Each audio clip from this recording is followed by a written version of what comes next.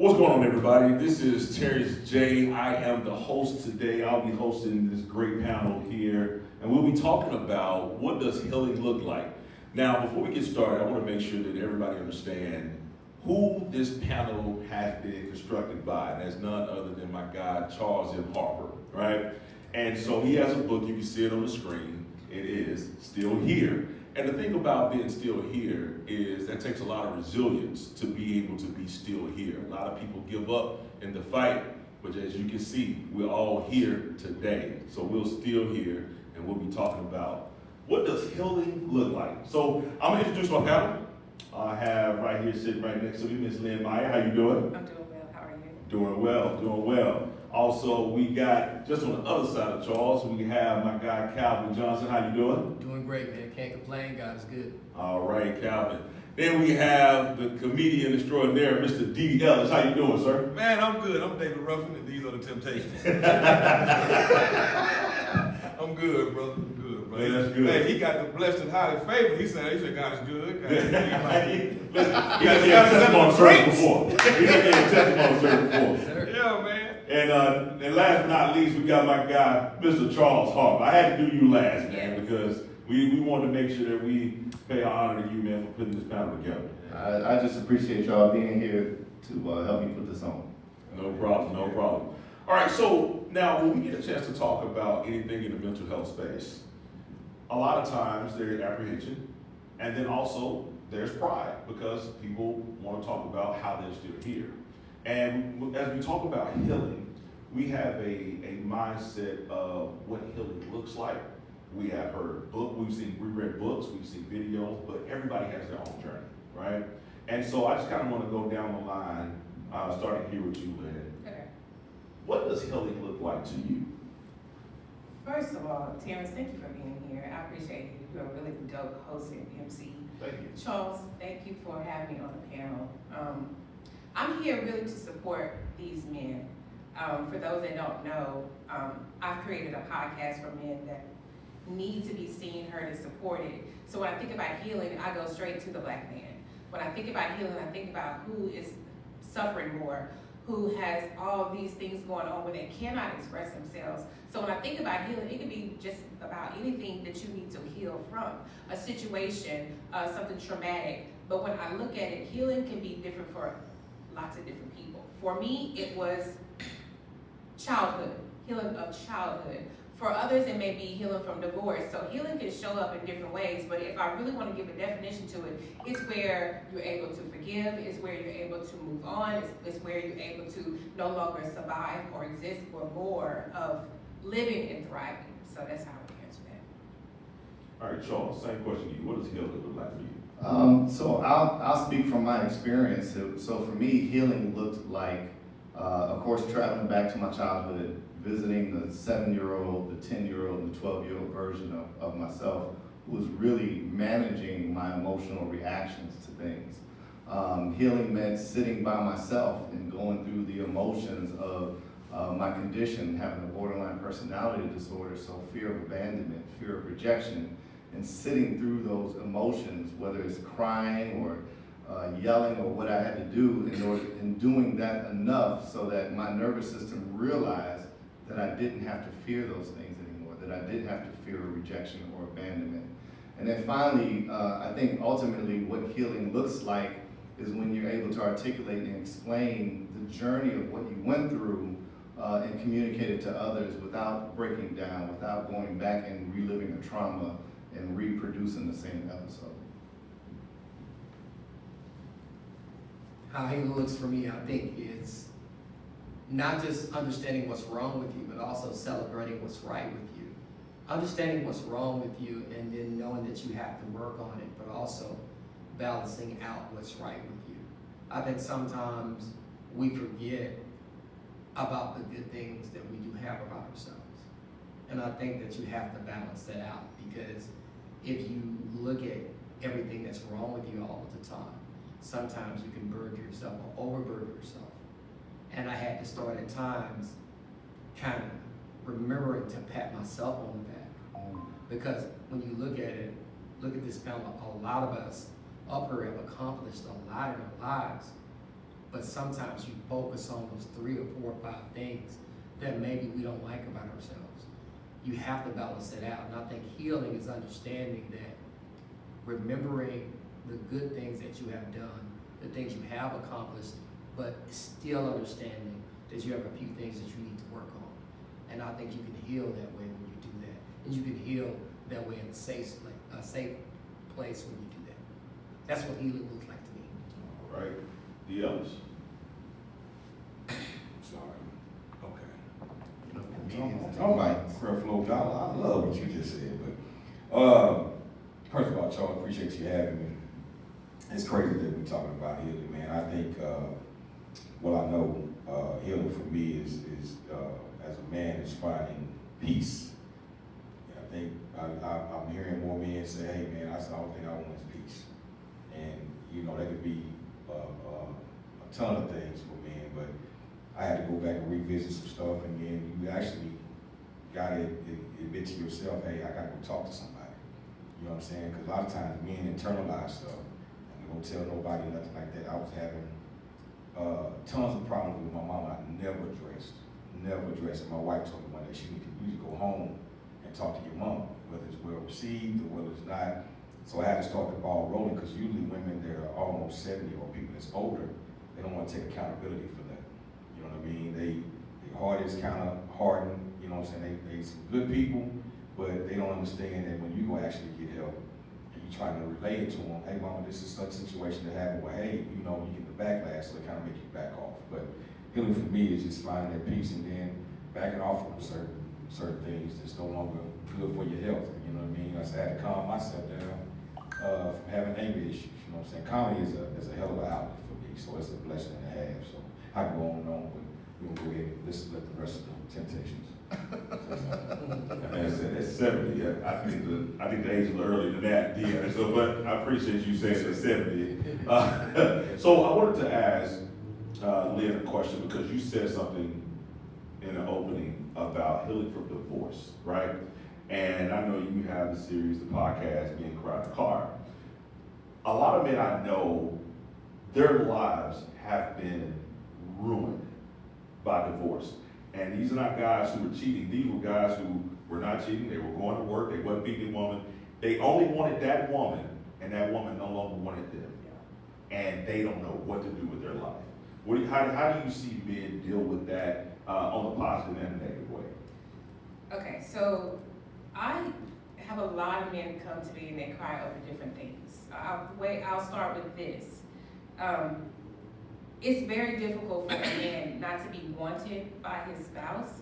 And then it can go back to, because my mom didn't want me. Because I see a lot of that too. On the positive, it's more, that would be time for you to like recreate your life and the things that you want outside of that marriage, even though I know it would be difficult. But the most negative thing that I see is inadequacy, insecurity, low self-esteem. Because you didn't want me, I thought we was gonna spend the rest of our lives together. And now you're telling me, even though I still want this marriage, but you say I don't want this marriage. So now what does that do for me? It's like, was I never worthy? Did you ever love me? So all these questions have you start thinking about, like, am I a good person? You know, I see that so much, because when that happens, now the person that was supposed to be their forever person is no longer there. So it leaves the man to, like, I'm supposed to handle this all by myself, which is a difficult thing. But when they find that safe space or the support that they need, sometimes it's with women, sometimes it's not. And let me say this. This is off topic, but I need to say this. For those that are watching, especially women, I really need you to support your men. This is the reason why men do not confide in you. This is the reason why they keep their emotions to themselves, because you don't make it safe. When it is brought up, when an emotion is brought up, then now it's used against him, or now you're going back to what society has said, and now you're punk, you're this, you're that. You have to support your husband, your brother, your son, your nephew. You have to do that. So now go back to the question. Now, if I'm left with that, my spouse has left me. Now, like I said, where do I go from here? Because I thought she was my everything. I thought I was this. I poured all into this. I was the provider. I was all these things. So now what do I do? Because now you're gone. Yeah. Yeah, and so the thing is, let's go to You talked about the safe space for men. And I know a lot of men have said, you have to create a safe space for me. And this is the analogy I use all the time. Men are bulls in china shops. The china is the woman's feelings. If you don't make space for this bull to operate, he will knock over something. And every time he knocks over something, he makes himself smaller because he doesn't want to. Right. And then next thing you know, he knocks over something else and he makes himself smaller. He doesn't want to knock it over because he knows it hurts the woman's feelings. Well, if she never moves those feelings back, then he can't operate in his fullness. And then what happens is the bull gets stagnant and stops. And that's when men say, make space for me because I can't move your feelings. Only you can. And if you don't, then I no longer operate as myself. And so that's what women always say, why do men want us make space, make space? It's because we're big, we're broad, everything we do is big. And a small touch to a woman hurts more than it would if I do something to you. So you got to kind of back up a little bit. And I wanted to ask Charles this question because I know being a lawyer in legal field, you see a lot of men. I'm sorry, I want to go to Calvin, Charles. Yeah. Dang, I'm like, wait a minute. Yeah. Listen, so been in the legal field and watching a lot of people have to now deal with this in the courtroom. How do you see, especially from the aspect of men, how do you see them handle now, have to explain themselves and have to almost prove their innocence and things like that when you know they're still going through stuff? It's tough on them. I mean, because being a man, you're at a disadvantage sometimes in the courtroom, in divorce, or if a woman accuses you of assaulting them and you didn't do it. I had a young man get pulled out of a college class in Houston, get dragged back to Dallas, and was accused of assaulting his pregnant girlfriend. When the assault allegedly was this. And come to find out she lied about it. The kid was not his. She called him to the hospital 3 days after the baby was born, not one day. All of this came out, and they found him not guilty in about 5 minutes once the jury went back. But he ended up losing a semester of school. His family was crushed because they thought that they had a grandbaby. He lost the ability to be able to go to school. His mother was hurt because they thought they had a grandbaby. So you have that going on, and when it comes to men being married and then all of a sudden getting divorced, and I try to tell people this, if you're an old school man who believes in taking care of your woman and taking care of the family, like, you know, myself, my grandfather, I always tell, my grandfather built me, so it's like I not only take care of my wife and my daughter, any women in the family that are not married, my grandfather has taught me that that's part of my responsibility. If they're not married and they need something, they don't need to go outside the family to get it, they have to get it inside. And so when you're a man and you're taking care of everybody, but nobody takes care of you, it can be quite daunting.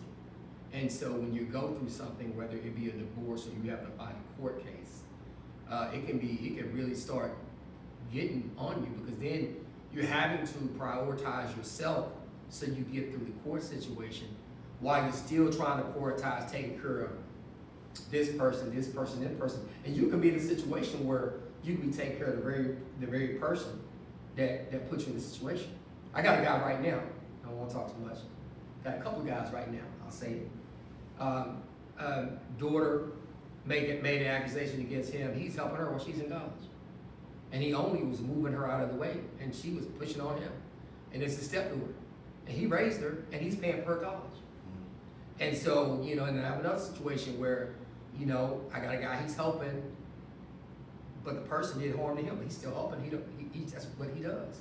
He don't want to see nothing happen to the person. And those are the type of situations that I see a lot of guys go through, and they'll still do it, they'll still help, because they're like, you know what, I feel sorry. And it's hard, but nobody looks out for them.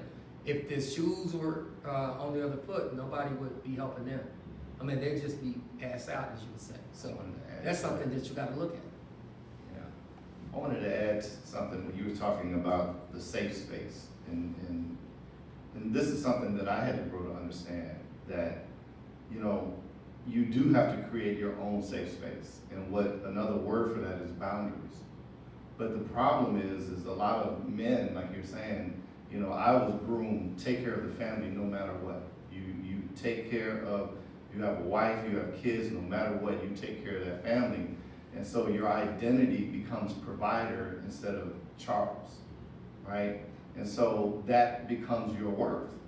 And so now, when you think about, I need a safe space to cry because I had a rough day, I can't even let the kids see me cry because then they might think I'm weak, the wife might think I'm weak. I had to learn to establish my own boundaries, and that's that decision that you have to make. You're either gonna accept me because I'm saying I need this space, and you're not gonna be with me, or the otherwise, which is the good thing, is you're gonna give me the space that I need. And you're not, you know, this is how I want to be treated, and if you can't treat me that way, then we have nothing else to talk about. But it's that we're wedged, right, in that space of, I still want to provide, but I need room. And so I think that becomes a very difficult decision that men face.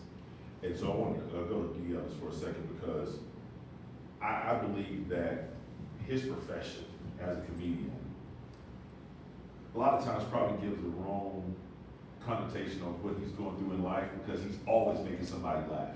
You know, we talk about taking care of everybody, but not having yourself taken care of.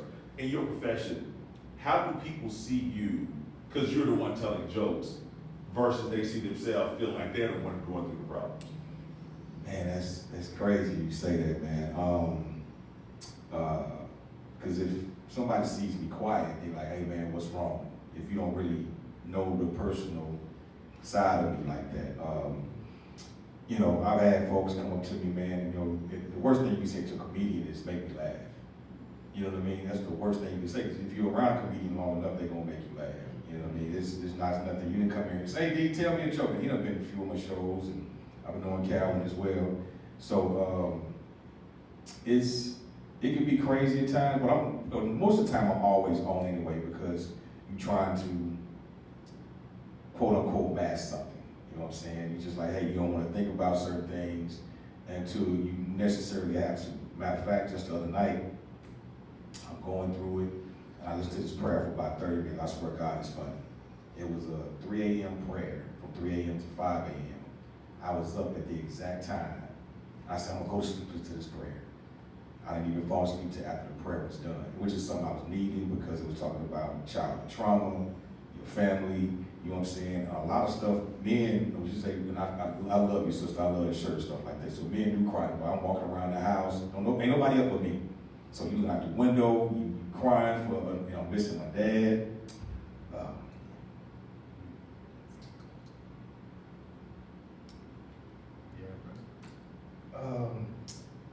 Shit. So it can be a lot. It can be a lot. So shit. Yeah. Let me say something to you. This was not your question, but when I see, okay, DL, exactly.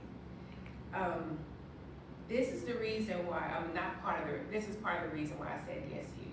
I mean, he's my brother anyway, but I said yes because of this right here.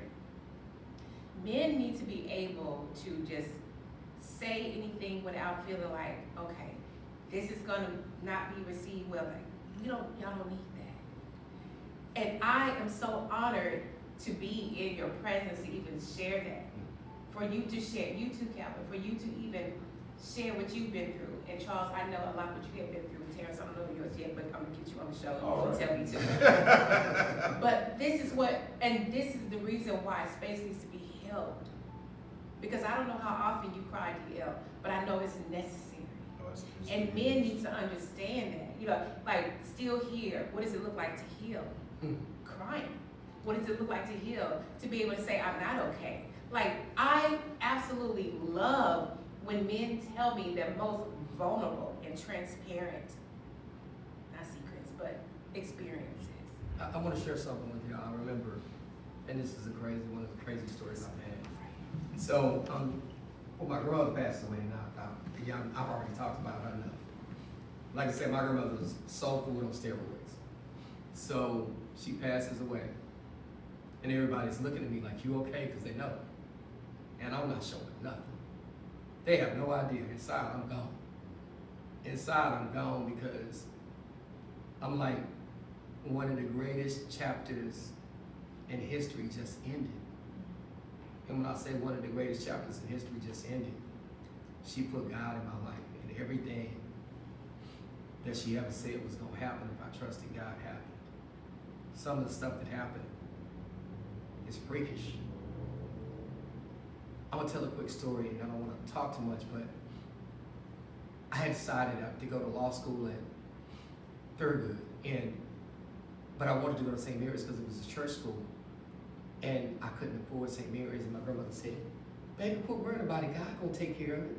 What you worried about it for? God gonna take care of it." She looked back at me, smiled, and walked upstairs. I said, "What's she talking about?" She walks upstairs. I sit in her living room, and I get up and walk to my car door outside and be ready to leave. She comes to the door. She said, "Baby, telephone." I was like, "Who's calling you at my house on Sunday?"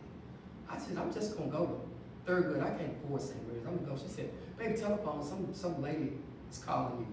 I said, "Lady from where?" "Some lady from St. Mary's is calling you."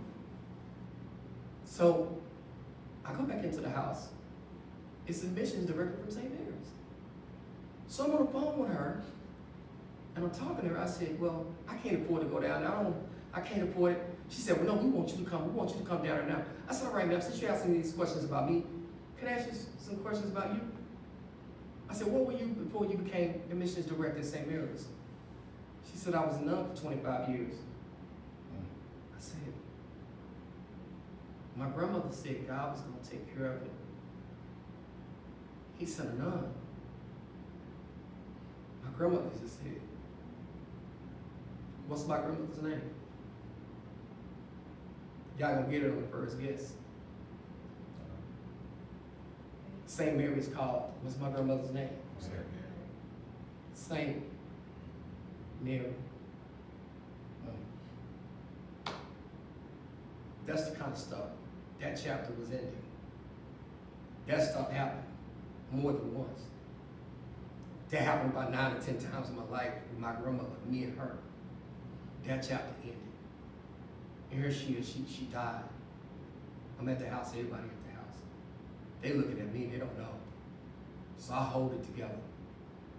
I get home, I go to my room, because I'm gonna break down, nobody see me, so close the door, cut the light off. My daughter follows me. 2 years old. She got an iPad, she sat lay down next to me. I don't wanna break in front of her, but I'm gonna break.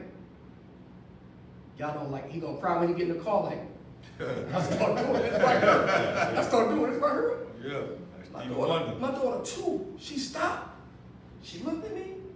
She set her iPad down at 2.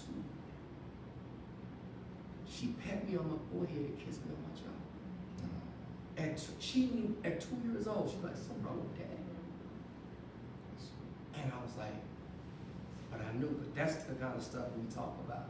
So I know I know, because you that person in your family that everybody like, I gotta hold it together. Sometimes we can't hold it together, but you hold it together because you got sisters watching you, your mama watching you, everybody watching you. They about to break, and you like, yeah, I got it. Because you were tight. Sometimes we don't got to go. I know. No, sometimes you don't. And so, Charles, I wanted to ask you this question. Sometimes we don't have it. But the last thing a man wants to be is a burden to anybody else. That's right. How do you walk that fine line? I think for me, because I did fracture, and it did get too much for me. And when that happened, I had to make a choice, because I had to make a choice of whether I was gonna live or not at that point. You know, I couldn't even see past tomorrow, you know? And so it became a choice that I had to make and to decide on what the value of my life was.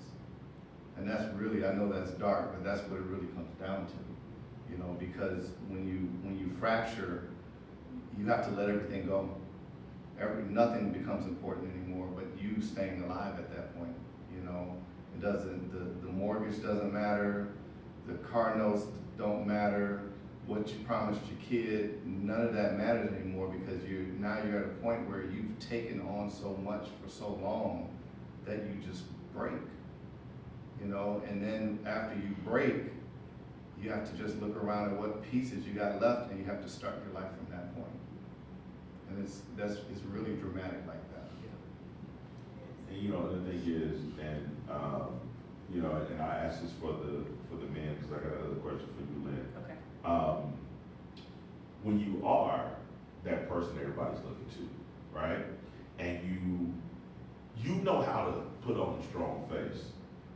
What goes through your mind? I don't know for the men. What goes through your mind when you say, "What's on the other side of me breaking"?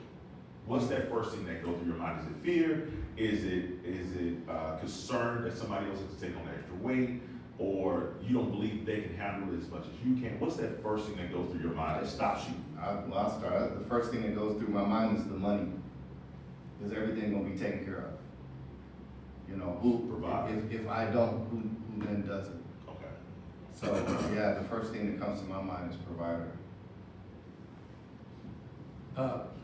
Fear of failing. I'm gonna be honest with you. I'll succeed because I don't like failing. The fear of failure drives me to no end. As we were walking up, my best friend asked me, "Man, you one of the few dudes that you said you were going to be a lawyer as a kid and you became a lawyer. Like how? What made you different?" And I said, "Well, when I quit playing basketball, I said it bothered me for about 30 years after I quit doing it. And so I don't want to feel like that no more. So when you feel like you failed at something, I don't want to feel like I failed anybody or failed at anything. So I think the failure, you don't want to feel like you failed. And that's for all of us, I think. We don't want to fail. Almost come over to that church shoe. Give me the question again, I'll make sure my wife makes it home, I'm sorry. Okay, no. I want to know, what's the first thing that goes through your mind when we talk about trying to hold it together, but knowing that we need that time? What's the first thing that goes through your mind that stops you from allowing yourself to fracture, as Charles said? Oh man, oh my goodness, that's a damn good question. Man, you know, mine is a mug, dog. And there's so much that go through your head just to answer the question of when, you know, the fear of, oh man, I've been wanting to be successful as a kid for the long time. I know what I was going to be successful in, because once I hurt my knee in football and stuff like that, I thought my grandmother was going to be around. I thought my dad's going to be around. So, man, I'm ready to get everybody everything they need plus everything they want. But a lot of times, God won't give you all that if you don't feel like you're ready for it. So, fear of not being successful. When I first moved here, man, I just took a chance. I didn't even have a key to a guy's crib. So I was really homeless when I moved to Dallas. But I always knew God had me. I said, I'm not going back to Texarkana. I'm not going back. I'm not going to fail. I'm going to make it. You know what I mean? So, you know, we different type of kids. You know what I mean? We had to come up with a whole different type of way. So, you know, and just say, hey, you can go back home and not do nothing or stay up here and try to make something of yourself. Because I wouldn't even be sitting here. You know what I mean? And having this conversation, but God is amazing and blessed to be here, my brother. You're doing a great job, by the way. Let me just give you your flowers. You know what I'm saying? You got the whole bed right here, so being quiet, the call. Yes, sir. I appreciate it. Okay, now, so I'm coming, Lynn. I heard you speak about the different things that you see from your perspective that men need. What gave you that understanding to even desire to want to understand the process of a man's mind, his actions, his feelings, and all the things above? Me and my wife, I'll start with my dad. My dad did not receive love as a child. his mom left him and created a new family, and literally, she was right down the street, and he saw a new family growing up in his face. My brothers are the most sweet men that I would ever meet outside of my husband. And we grew up in dysfunction, so I saw that they needed that. And then when I met my husband was the first man I saw that cried in front of me, and he didn't care. Simply because he said, "You are my safe space." And I was like, whoa, all right, that's cool, but that's a lot, you know. It was a lot simply because I knew it was a lot for him to say that and mean it, because the way he grew up, I feel like everybody's like Gen X or whatever, if I'm wrong. Okay, but growing up like that, of course, y'all already know how it was growing up like that. It was like, you better not cry, like, but my knee is broken. I don't care, go take a nap. Like, it was one of those things. Like, it was one of those things. Like, You you be better healed not up by the cry. time you get home, don't wake up, Exactly. yeah. And when my husband told me about his childhood, and he broke down in front of me, because they grew up and they really didn't have food. And he told me that we were at a restaurant. I remember this like it was like yesterday. And he said, oh my God, he just started crying. He went to the bathroom, and I was like, okay. I'm not shying away from emotion. This is cool. He came back and I said, you need to go? He was like, yes. He left. We left. At that moment, that's when he said, you are my safe space. I've never cried in front of anybody. My mom doesn't even know that. I was just like, so many men need this. And in my private practice, men would come to me and say, you're the only woman I cried in front of. It's like, what about your mom? No. What about your wife? No. I'm like, oh. Well, that's cool. I'm glad I am, but let's get you outside of me.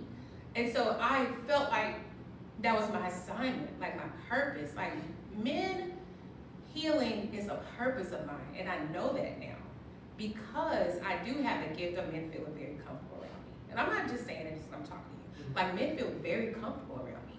And when I saw that, and I also understood, well, if they can feel comfortable around me, then let's see how they are with, their wives and sisters and things like that. So I just felt like it really was one of those things that I was purposed to do, because I do it very well. Talk your talk. I do, like I She really do. do. I do it very well, and there's not one man that hasn't been in my presence that doesn't understand what I do is something that they need. All right. Now, the thing is that professionally, all three of you men have a job that it tells you to also be a therapist.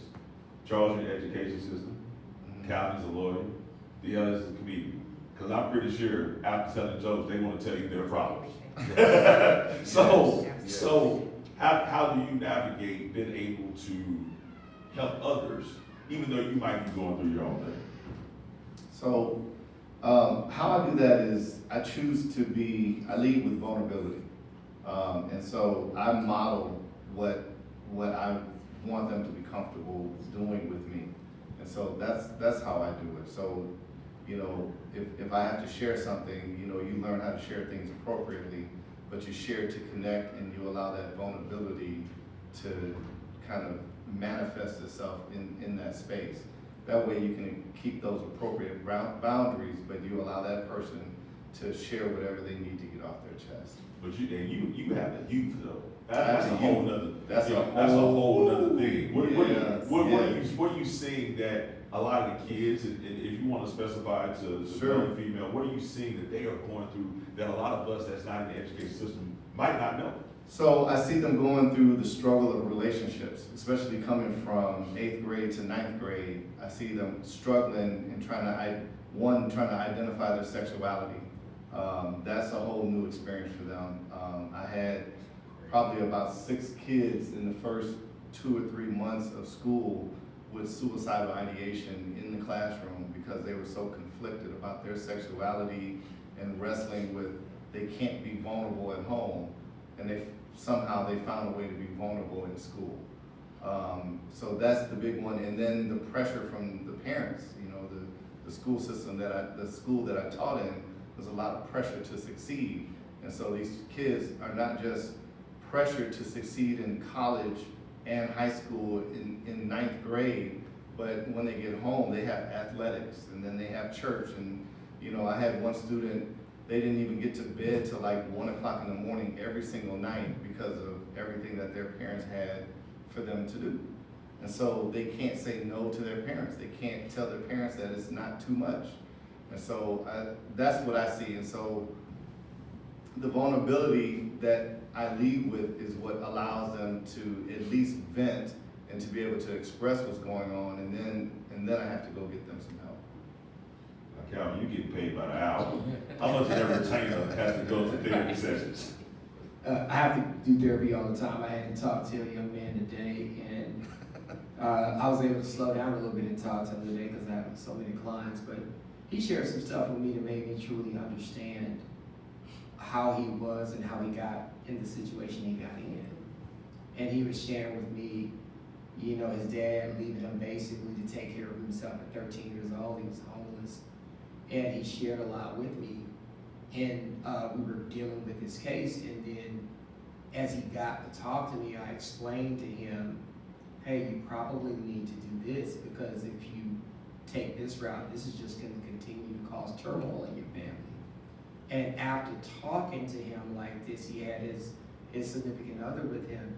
And you could tell, like, she was so happy I said that because she was like, yeah, because so-and-so, and we're going to continue to. And what you have to do is you have to say something, to have difficult conversations with people. You have to just lay, you know, I just have to give them greatest common sense. I got to give them greatest common sense, and then you have to talk about family, and you have to talk about legacy to some of your clients. If they're, you know, if they're younger is one thing, but if they're 30, 35, 40, 45, you got to start having a legacy conversation. What is your legacy going to be? On the flip side, I had a gentleman today that was 73 years old. They got charged with a burglary. And I'm telling you, it blew my mind. It blew my mind because I was just 73 and I said, sir, I said, what were you thinking about? And I thought about it, and we had a good conversation though. And then I understood why he did it. And then I was like, okay. But I had to have a different kind of conversation with him. And then he called his brother, who was a pastor in Houston. We started praying. And then I was like, okay. But I had two different kind of clients. I had a client that was about 45, 50, and I had a guy that was 73. And it was just like, I have to be able to adjust. That's one thing I've learned. Different people need different things because they come from different backgrounds and they have different traumas. So it's just different. Well, Lord, I'm asking you now, at 73, I don't want to be breaking nothing. But I understand, though. You hear me? You know what I mean? I'm like, did he need some insulin? He was so slow. When I say so slow, I don't know why he couldn't get away from nobody. It take him 30 minutes to get from the door to the court. Man, you 73. You one day away from meeting Jesus. Anyway, 30 minutes to get from the door to the court. Man, you 73. You one day away from meeting Jesus. Anyway, I always tell cats because I have different conversations with comedians I'm really close to. So I just try to tell them from you know, my experience breaking generational curses is really, really big. And sometimes you don't know that you're so much alike your parents until you actually go through something. When I see certain things, I'm like, bringing my mom up, I see certain things, I said, I'm not gonna do that. You know what I'm saying? Or you do something and you find out they did some of the same things, you be like, oh, hell no, I don't wanna do that no more. You know what I mean? Like, my dad was like my best friend, so he was really, he was that dude, you know what I'm saying? Like, he would call me and say, hey, babe, I was just thinking about you. He called me baby till the day he left here. Hey, babe, I was just thinking about you.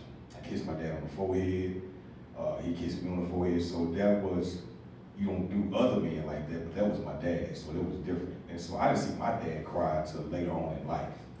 He had got like some dye in his back. And I'm taking him, I'm coming from the doctor, man, and we hit a bump. And his back was hurt, man. He just started, I had never seen my dad cry. But from then on, I started seeing him cry just to drop it down. Then the older you get, sometimes, man, you be like, you be crying over Man. infomercials. You be like, Lord, what kind of pampers is those? I'm gonna get that for the baby. You know, you cry anything. You know what I This mean? Is Us, have you? Huh? You ever watch the TV show This Is Us? Man, Oh, listen. Man, I've been there like, This is us. man, what's going on? Bruh, you be watching reruns of Golden Girls and be getting emotional. You be like, I was a thug when this came out. You know what I mean? So just trying to help cats along and say, hey man, you know, I've been through that, and it's easier for me to talk. Especially, I'm not above listening, so I'm never above learning. So I appreciate again what you're doing, sister, because my wife is one of the first women I really let my emotions go. And men know, you know what I'm saying? You be like, you know what? Dudes that come to you, they know, you're like, oh, you know what, I can let my stuff go.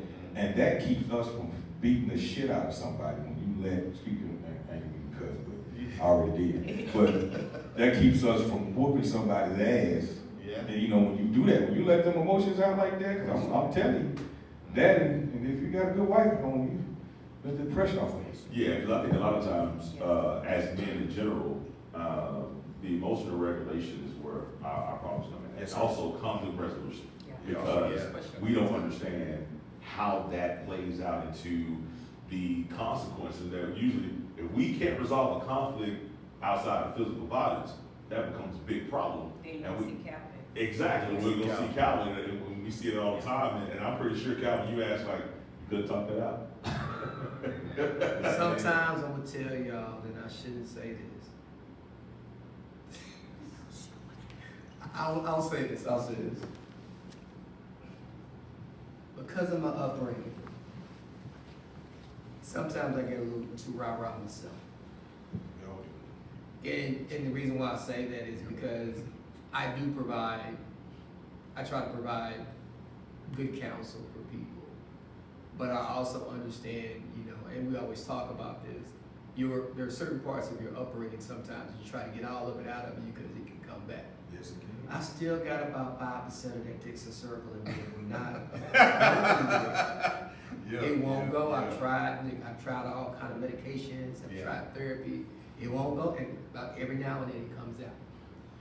But that's just part of it. But that's part of it. But we all have things that are going to trigger us. But what you got to try to do is not put yourself in a situation to be triggered. Yeah.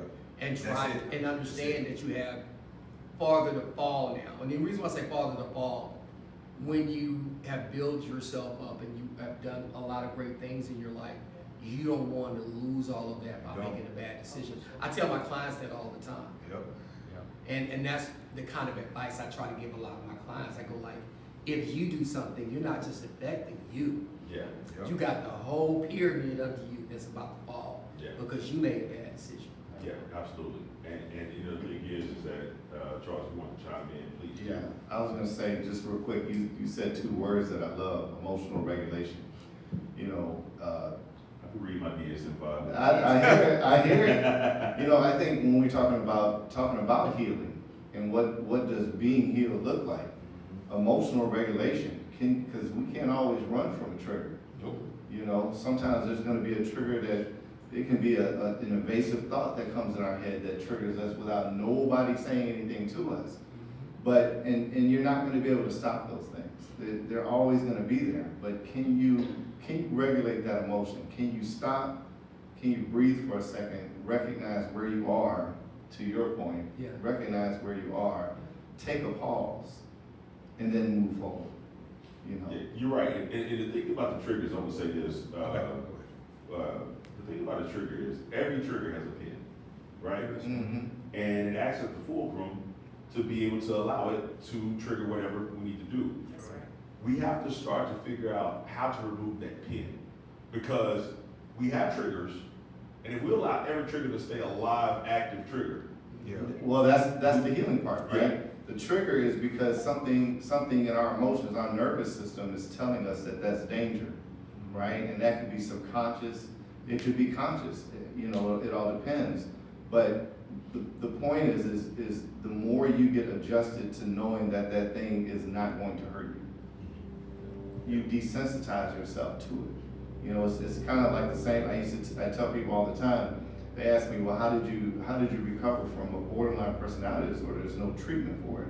And I tell them, the way that you do it is just like a boxer. You know, when you first learn how to box and slip a jab, you know, you're getting bopped in the head by your sparring partner because you don't know how to slip a jab yet. Your muscles don't know how to move and see the shoulder and see it coming yet. But after a while of that repetition, you start getting faster because your nervous system is adapting to the environment that you're in. It's the same thing with triggers. So you say you feel it coming on sometimes, right? I always feel it coming on. I can always feel when I'm about to be triggered. I can feel it, and then I breathe through it, and then I just let that feeling just pass, and then I deal with whatever I have to deal with. I always tell people laugh at this, and I always go, if I bite my bottom lip, you better duck. And people go, what? And it's one of those things where it's almost like you're thinking about it, you're tensing up, Yeah. and you're thinking about Yeah, you're this already thing you're triggered getting at ready that to point. do. Yeah. And you have to, like, I do this thing with myself, I do this thing called stop thinking. When I get like agitated to that level, I had to start telling myself to stop thinking. And that's how I get control of my emotions, to where I don't do something that I shouldn't do. That's what's I go up. stop thinking. And that's my little way of being able to process everything so that I don't end up in a place that I don't need to be. Or we find out that 5% of Dick Circle do need to come out. And I just wanted to say, the thing that I've learned over the years, man, is men need some alone time, especially in a relationship. I go smoke a cigar, you know, but I've never been one of the people that I've never mind being alone. I can just go to movies by myself, you know, and the good thing with me now is, if I get quiet, Charles will leave it too. If I get really quiet and don't say nothing, you know what I'm saying? My wife think she done did something. I'm like, it's not you. I'm just trying to think through this and see how I'm going to deliver it because I don't want to sit there and deliver it wrong. Because we hardly get into it, but now I sit there and try to really think, and I want to bring it to you as calm as possible and not sound like an asshole to the person you love. You know what I mean? Because it can come out wrong. I remember not getting some sleep a couple of weeks ago because something she said bothered me. I said, she said, we should have talked about it. I said, you know me. Let me think it through. So, and then once I talked about it, I was good. Yeah. But I can talk about it because the worst thing you do is try to force a man to talk about something. Well, hey, I want to talk about it now. That's not how we wired. No, it's not. And we're not wired like that. Women want to get it over with right then. Well, I'm gonna tell you this, the thing is that, because you gotta understand that every man has to understand, in every altercation, you always have to fight with your woman on her home court. A man's home court is physical violence. A woman's home court is Emotional, the verbal and emotional. So the thing is, she never has to come to your arena. So True. you have to go into her arena, which is why a lot of times, I tell all the time, men run out of words after a while. And as our words run out, our fists start to ball. Yeah. Hey, Right? But then we realize, oh, I can't do that with her. So now I'm out of words. I can't operate in my last percent of what I have. So she has to understand that and understand I always have to come to your side of the mat. So you have to make accommodations for me as a man. yeah, that's true. That's true.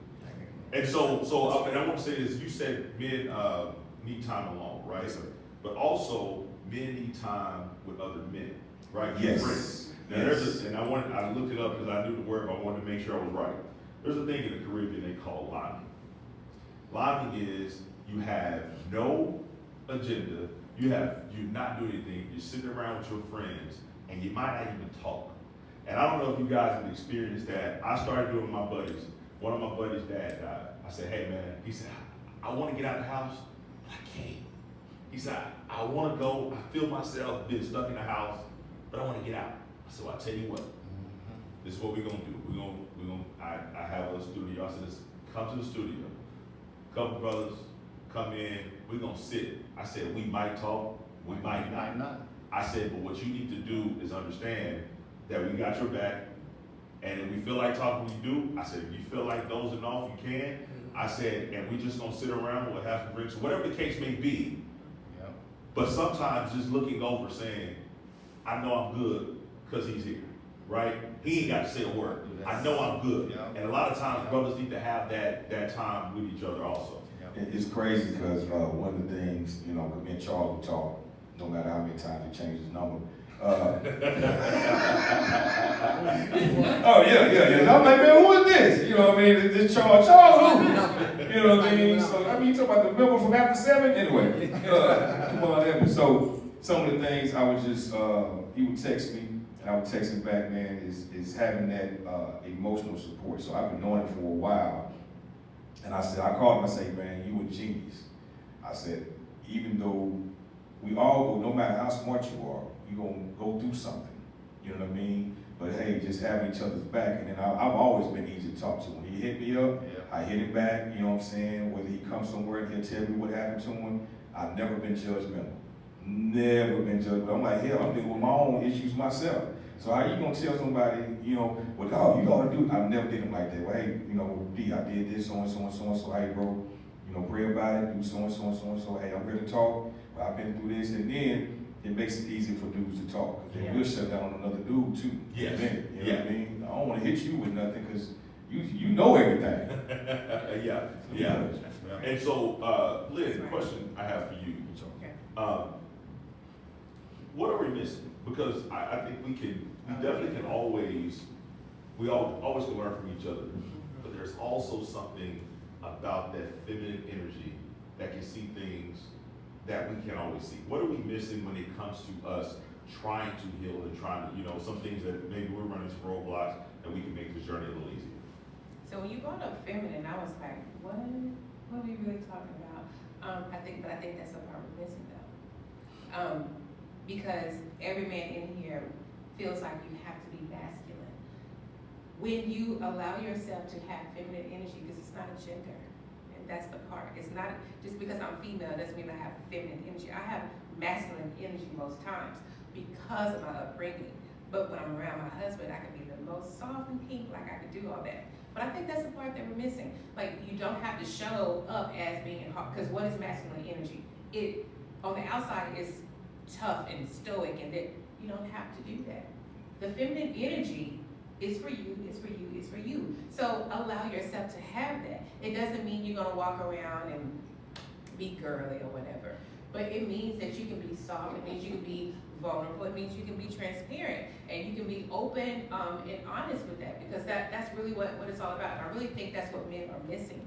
But again, society hasn't made that safe for you to do that. So you have to find people like myself or others that will open. Like, I love that brother, Limey. I love that, because so many men don't even know that you can do that. Because you think when you get together with your boys, you think you're supposed to be eating chicken wings and beer, and that's fine too. But being in the presence of your brother is what's so necessary. So I really think that's the part that's missing, like allowing the feminine energy to come out, you know, but also have that partner that will allow you to do that. Because, you know, you don't want to come off like that. That's what I love about my husband.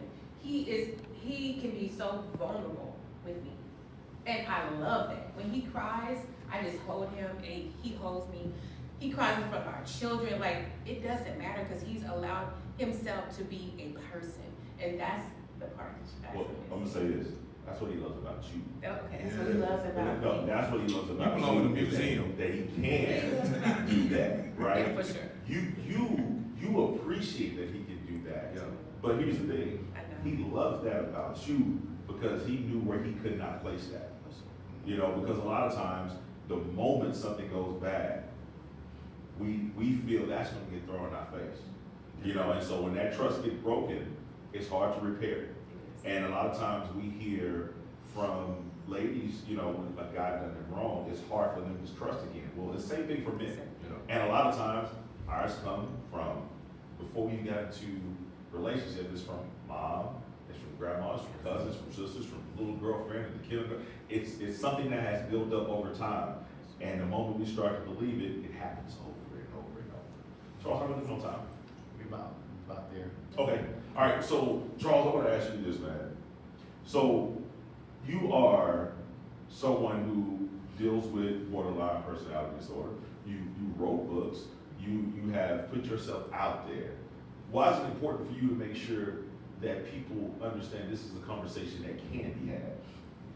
I think the most important thing we can do is model. And I think if someone like myself, you know, can step out there and say, I have this condition, and you know, here's the bad part of it, and here's how I overcome it.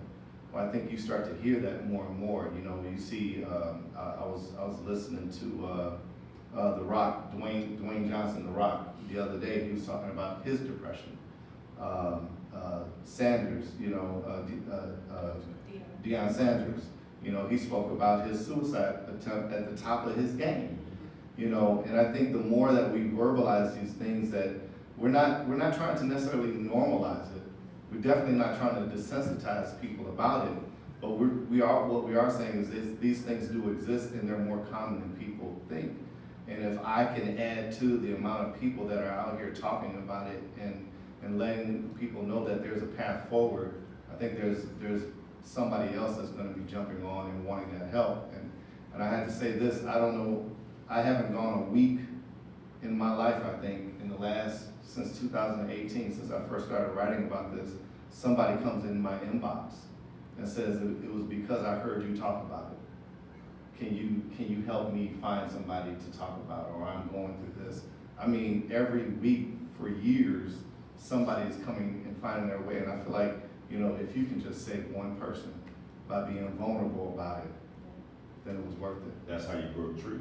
That's how you That grow one a tree. person, that one person, all of a sudden, we see how it blossoms. Yeah. You have your books on the table, now we know we're about to get ready to close the thing out, so tell us about your books, where we can get them from, and everything else. So my books are available on Still Here. I just came out with my last book. I don't know if I'll write another one called Remission, because now I'm in remission from my borderline personality disorder. And what that means is I don't register on the list of items that can be contributed to this condition anymore.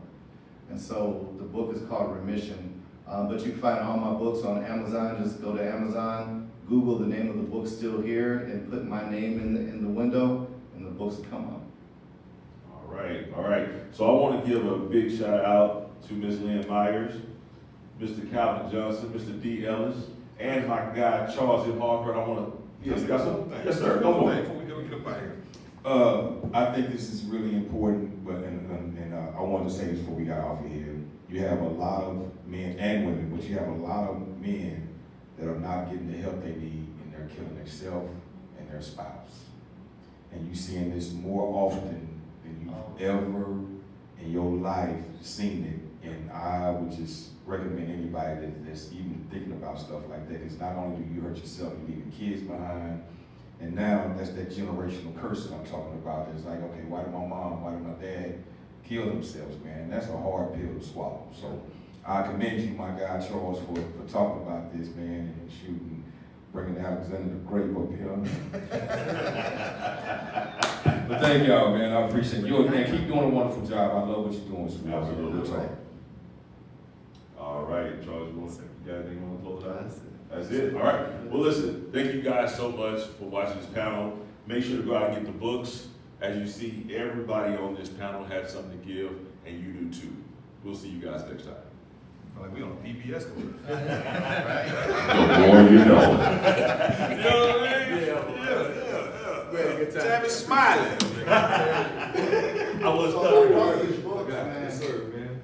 Yes, sir. I wanted to get y'all to have a great time, man. What's up, George? Great conversation. Yes, man. Yes, Thank man. you. All right. No problem, no problem. Yes, sir. We had a good time.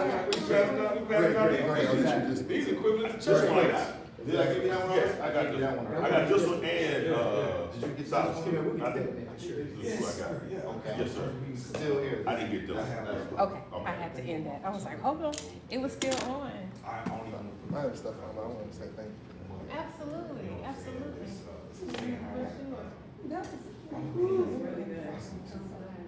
It is We need to get together anyway. amazing. That's a wrap, y'all. Thank you for joining.